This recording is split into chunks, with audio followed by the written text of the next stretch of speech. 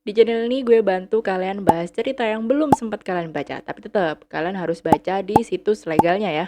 Jangan lupa subscribe dan juga nyalain notifikasinya biar kalian gak ketinggalan cerita-cerita berikutnya. Oke. Halo pemirsa, akhirnya setelah penderitaan yang amat sangat panjang, sekarang Edith bisa merasakan apa itu kedamaian. Jujur, chapter ini juga gue pakai sebagai pendingin hati setelah bikin recap manhwa dari Cry or Better Yet Back yang sangat menyayat hati gue yang kecil ini. Dan gue juga berencana untuk membahas manhwa Serena yang hari Jumat kemarin itu udah comeback. Jadi mohon ditunggu ya.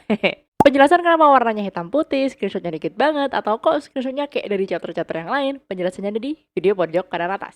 Oke, di chapter kemarin, Cliff harus menerima kenyataan kalau gelar Duke yang akan diberikan kepadanya harus ditunda dulu dan sekarang dia juga menemukan hal yang berbeda dari tambatan hatinya. Nah, di recap manhwa Not Your Typical Reincarnation Story chapter 89 sampai 90, kita akan kembali melihat ke dalam dunia sistem yang diciptakan di dalam novel. Edith yang asli bertemu dengan Lise yang asli. Ini kayaknya ya, menurut gue, Lise yang asli ini terperangkap di dalam sistem sampai akhirnya Nonake yang merasuki tubuh Lise di dunia novel ini berhasil ditendang oleh Edith yang asli. Semoga kalian gak bingung ya.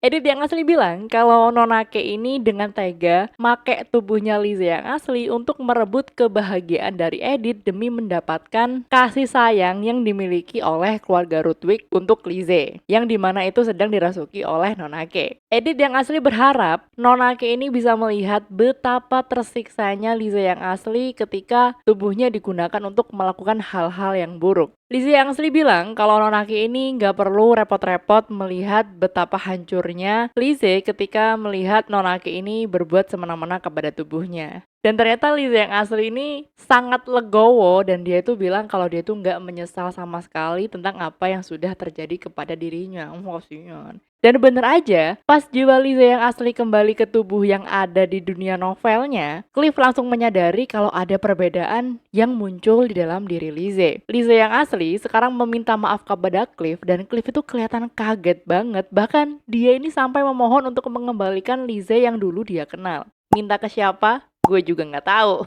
Di bagian ini emang agak aneh sih emang. Beberapa hari kemudian, Edith mendengar kabar kalau Lise ternyata diberikan hukuman untuk mengabdikan dirinya ke biara atas perintah dari Jocelyn. Edith nanya kenapa hukuman Lise ini terkesan mendadak banget dan serba cepet. Kayak kasusnya siapa gitu. Killian bilang kalau proses persidangan dan penghakiman semuanya ini ada di tangan ibunya. Jadi dia tuh nggak bisa berbuat banyak soal keputusan yang diambil oleh ibunya. Lucunya sekarang Killian lagi nyuapin Edith. Meskipun pada awalnya Edith ini sempat nolak permintaan dari Killian, tapi akhirnya Edith ini luluh juga. Oh, gemes banget. Killian nanya apakah jalan cerita akan baik-baik saja setelah si penulis asli novelnya ini akhirnya berhasil didepak dari dunia novel dan meninggalkan tubuh Lise yang sekarang kembali ke asalnya. Edith bilang kalau semuanya ini akan berjalan sesuai dengan garis takdir mereka sendiri dan dia berharap nggak akan ada lagi hal-hal buruk yang terjadi ke depannya. Tapi di satu sisi, Edith ngerasa nggak tega banget sama Lise yang asli karena dia tuh harus menanggung hukuman atas apa yang tidak dia lakukan secara langsung. Karena sekarang si Lise kan harus menerima hukuman gara-gara kelakuannya ketika dirasuki oleh penulis yang asli kan, yaitu Nonake. Ngelihat istrinya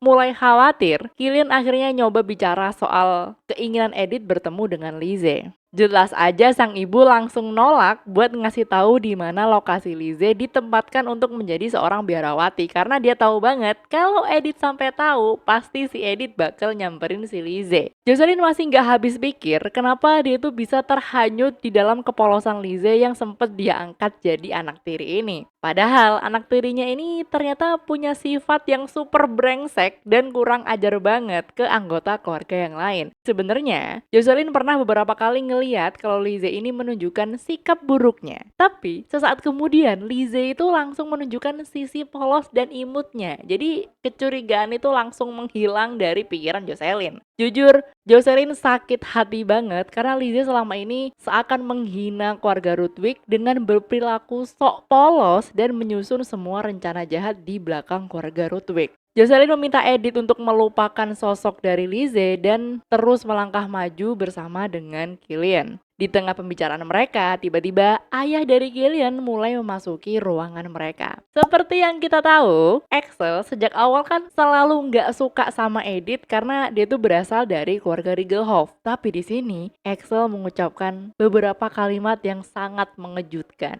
Setelah sekian lama, Axel akhirnya meminta maaf dengan sangat tulus kepada Edith. Axel memahami kalau selama ini Edith mengalami banyak banget kesulitan karena Axel masih memandangnya memiliki sifat dan sikap yang sama dengan keluarga Rigelhoff yang lain, yaitu seorang pengkhianat. Selama ini, Axel selalu mencoba untuk menguji Edith dengan menunggu momen di mana Edith akan menunjukkan sikap jahatnya yang asli tanpa melakukan penyelidikan lebih lanjut. Tapi setelah Edith dengan percaya diri mengatakan kalau dia itu akan membuktikan jika dirinya tidak bersalah, disitulah Axel memulai penyelidikan ulang untuk menemukan hal yang kemungkinan terlewat. Dan di saat itulah dia menemukan hal-hal yang membuktikan kalau si Edith ini emang gak bersalah. Axel dengan penuh kerendahan hati meminta maaf kepada Edith dan Killian, dan dia itu juga berterima kasih kepada mereka berdua karena tidak menyerah untuk meyakinkan dirinya. Mulai saat ini, Axel meminta Edith untuk tidak merasa sungkan ketika meminta bantuan kepadanya, entah apapun itu masalahnya. Ini adalah pertama kalinya Edith atau Sona mendengar permintaan maaf setulus ini di dalam hidupnya.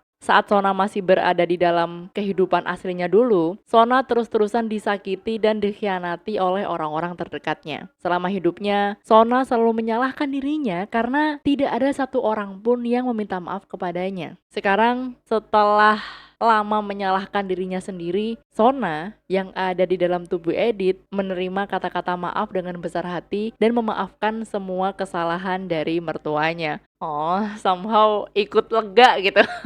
Di sore harinya, pas Edith lagi ngelamun di rumah kaca, tiba-tiba beberapa kesatria ini menghampiri dirinya. Ternyata, tentara bayaran yang dulu sempat menyelamatkan Edith ketika dia diculik, akhirnya diangkat oleh Killian sebagai kesatria dari keluarga Rudwick karena emang kemampuan si tentara ini tuh di atas rata-rata dan pria ini bernama Henry. Pas ngeliat Edith lagi ngobrol sama Henry, Killian kelihatannya cemburu banget dan dia tuh buru-buru nyamperin istrinya. Killian cerita kalau untuk sementara waktu ini mereka berdua akan tetap berada di ibu kota karena Killian harus menyelesaikan tugas-tugas dari Cliff yang belum selesai. Karena Cliff kan lagi dikirim ke perbatasan kan untuk menyelesaikan para pemberontak dan pengkhianat. Killian nanya kenapa Edith ini bisa memaafkan kedua orang tuanya dengan sangat mudah. Padahal selama ini mereka berdua itu terus-menerus meletakkan kecurigaan kepada Edith. Edith bilang kalau selama ini dia tuh nggak pernah mendapatkan permintaan maaf setulus itu dan selama ini dia tuh juga nggak ngerasa sakit hati sama sekali ke mertuanya ini. Toh Edith mikirnya berkat kedua orang tua Killian juga akhirnya Catherine yang merupakan tuan putri dari kerajaan membebaskan Edith dari segala tuduhan pemberontakan yang sempat dituduhkan kepadanya. Ngomong-ngomong soal Catherine, Killian cerita kalau ternyata sekarang Catherine itu ingin mengundang Edith untuk datang ke istananya. Dan untuk pertama kalinya Edith ngelihat Catherine lagi kerja di perpustakaan kerajaan. Padahal sebelumnya Catherine ini selalu menjadi sosok tuan putri yang santai banget. Catherine kelihatan semangat pas ketemu sama Edith dan dia ternyata mau minta tolong ke Edith untuk membantunya mengatur sebuah malam penghargaan. Dan selesailah sudah chapter kali ini. Mulai agak touchdown ya cerita manhwa ini. Gue turut berbahagia dengan kedamaian yang akhirnya dirasakan oleh Edith dan semoga kebahagiaan ini long lasting tanpa gangguan dari Lizzie dan Cliff.